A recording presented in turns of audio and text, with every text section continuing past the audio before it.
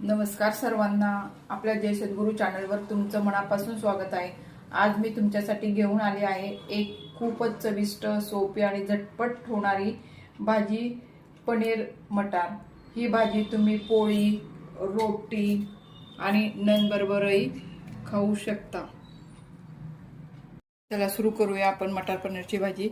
इथे मी 200 ग्रॅम पनीर घेतलेलं आहे आणि 100 ग्रॅम हे फ्रोझनचं वटाणे आहेत। मी 2-3 इथं मिरच्या घेतलेल्या आहेत, थोडं आलं आहे, लसूण आहे। इथं मी 2 कांदे घेतलेले आहेत, ते एकदम बारीक स्लाइस केलेले आहेत, त्याचे म्हणजे एकदम बारीक केलेलं आहे। हे आपल्याला वाटणामध्ये घालायचं नाही, भाजीमध्ये असंच घालणार आहे। 2 टोमॅटो चिरून घेतलेले आहेत, थोडीशी कोथिंबीर घेतलेली आहे। आपण पहिल्यांदा ह्याला पनीरला आपण हळद आणि तिखट लावून तुपामध्ये शॅलो फ्राय करून घेऊया। मंद गॅसवर आपण पनीर हे शॅलो फ्राय करून घेतलेलं आहे आणि इकडे मी काजू घेऊन ते भिजत ठेवलेले आहेत, हे पण मी बारीक करून घेणार आहे आणि टोमॅटो पण मिक्सरमधनं बारीक करून घेणार आहे। कढईमध्ये तेल गरम करायला ठेवलेलं आहे, 2 पळी तेल टाकलेलं आहे। यामध्ये आपण तमालपत्र टाकून घेऊया,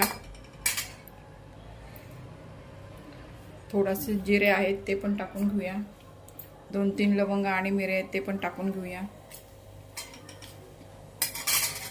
आता त्यामध्ये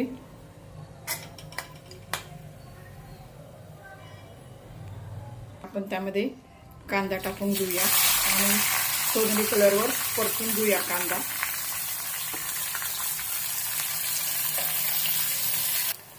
आपला कांदा हा सोनेरी कलरवर भाजून झालेला आहे।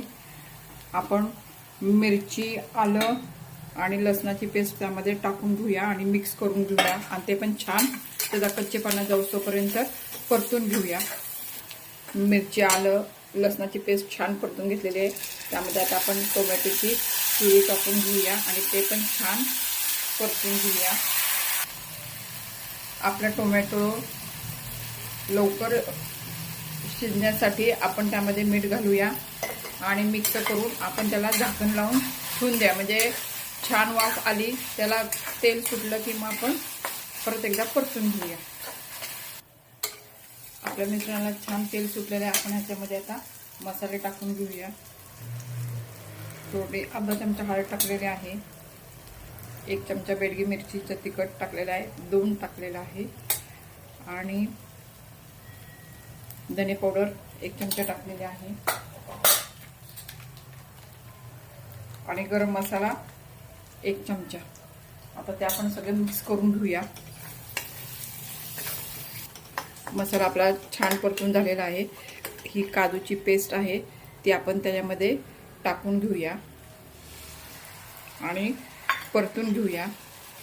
यामुळे आपल्या भाजीला क्रीमी स्ट्रक्चर येतं, त्यामुळे आपण ती टाकलेलं आहे। त्यामध्ये आपण थोडंसं पाणी टाकून घेऊया।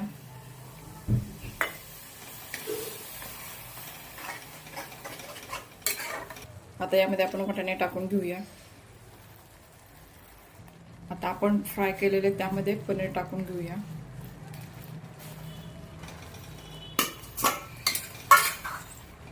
आणि त्यामध्ये गरम पाणी टाकूया आणि एक उकळी घेऊया।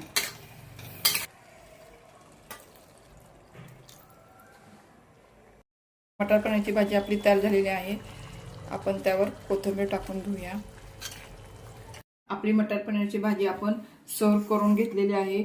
आजची रेसिपी तुम्हाला जर आवडली असेल तर व्हिडिओला लाईक करा, शेअर करा आणि सबस्क्राईब करायला विसरू नका आणि तुमच्या मैत्रिणींना हा व्हिडिओ नक्की शेअर करा।